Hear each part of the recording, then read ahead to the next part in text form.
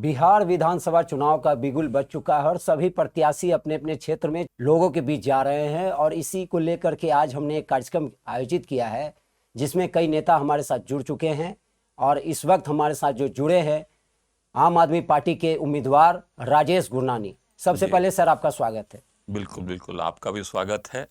Sir आपसे सवाल रहेगा कि जी, आप लोगों के बीच जा रहे हैं जी, लोगों का क्या रिस्पॉन्स मिल रहा है आपके लिए?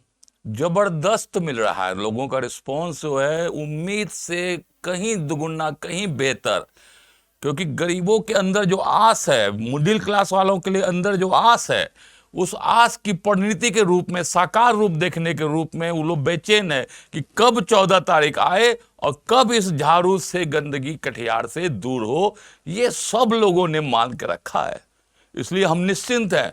इस मामले में बड़ों का आशीर्वाद मिल रहा है, आप जैसे युवा साथी का भी आशीर्वाद, सहयोग मिल रहा है, और तमाम कटिहार के लोग जो सनातनी संस्कृति से बंधे हुए हैं, जो धर्मनिरपेक्षता की संस्कृति से बंधे हुए हैं, जो चाहते हैं कि कटिहार विकसित हो, कटिहार औद्योगिक हो और कटिहार के खोए हुए गौरव को हम लोग पा सके, वो सारे लोग एक लाइन से आशीर्वाद देने के लिए तैयार है हमारे बीच।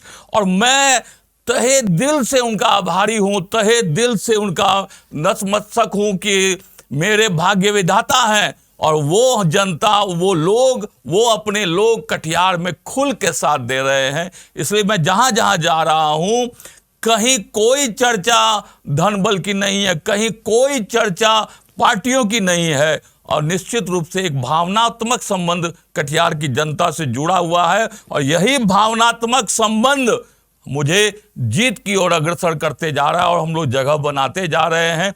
और आपको मैं यकीन दिलाता हूं आपके प्रतिष्ठित चैनल के माध्यम से, 14 तारीख जिस दिन पिटारा खुलेगा, राजेश गुरनानी चाहे 100 वोट से भी आगे हो, लेकिन वो जीत के आएगा। अच्छा सर, एक सवाल उठता है कि एक कटिहार की जो चर्चित सीट है ये, जी, इसमें एक बड़े बड़े राजनेता उम्मीदवार हैं, उद्योगपति भी हैं उसमें कई लोग, तो आपको क्या लगता है कि उस बीच में आप टिक पा रहे हैं उन लोगों के बीच में?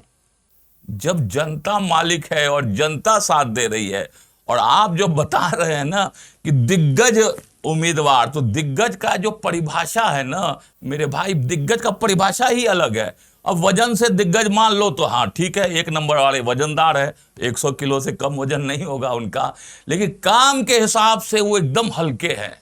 वजन के हिसाब से मान सकते हैं, पार्टी के हिसाब से भी मान सकते हैं, लेकिन काम के हिसाब से कोई दिग्गज पर नहीं है। जितने अनशन राजेश गुरनानी ने किया है, जब पुलिस की मार खाई है, 2-2 बार जेल गए हैं, उसके लिहाज से जब आप देखेंगे तो निश्चित मानेंगे कि हम लोग भी कम नहीं हैं।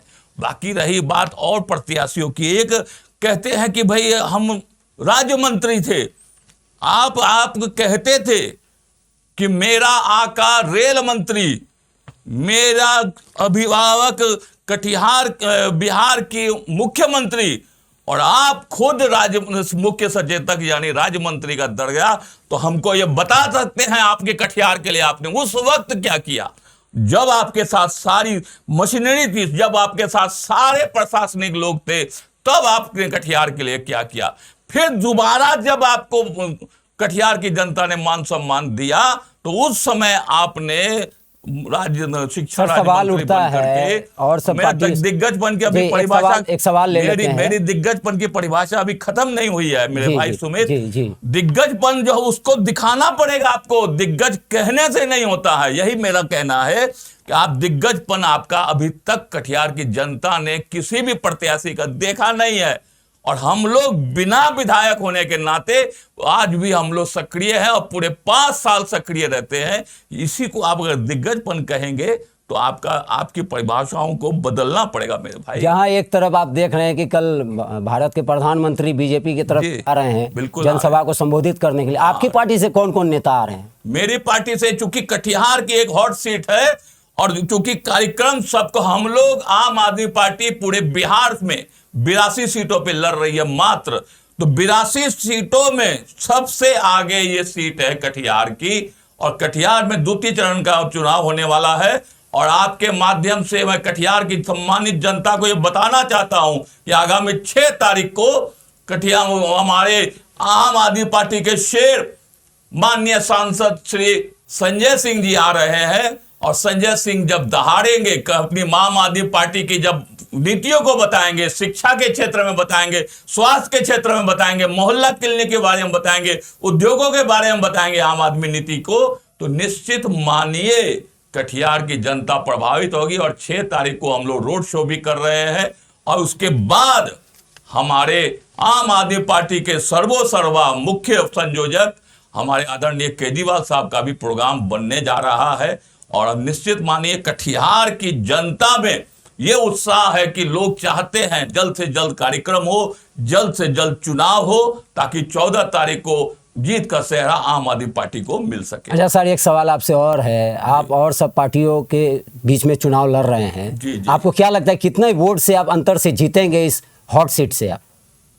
देखिए, वोट का परसेंटेज जहां तक है, जो भी वोट जनता के आशीर्वाद से मिलता है मेरे लिए मूल्यवान है।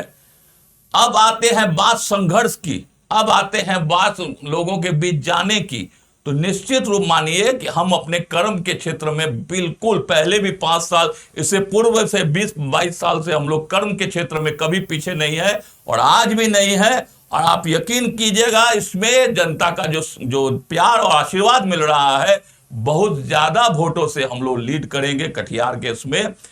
कहने की बात है, जरूर है, पार्टी नहीं है और लोग ये कहते हैं कि नई पार्टी लेके आए हैं आप, और ये राष्ट्रीय पार्टी है और झाड़ू छाप है 2 नंबर पर।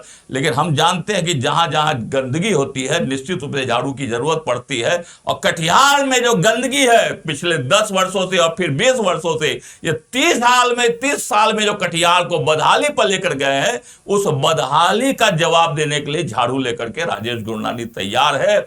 और हमें दर्द होता है, आपके माध्यम से मैं बताना चाहता हूं कि दर्द होता है, क्योंकि ये धरती हमारी मां है। पुनः मैं उसको आता हूं, जब क्रांतिकारी लोगों ने हंसते हंसते अपनी जान दे दी, ये धरती हमारी मां है। और ये मां जब सुहागन के रूप में थी, 2-2 जूट मिलों से कुंडल पहनती थी, 2-2 फ्लावर मिलों का कंगन पहनती थी, कांटी फैक्ट्री के माथ में बिंदी लगाती थी, आपके दिया सिलाई फैक्ट्री के नाम पर पायल पहनती थी।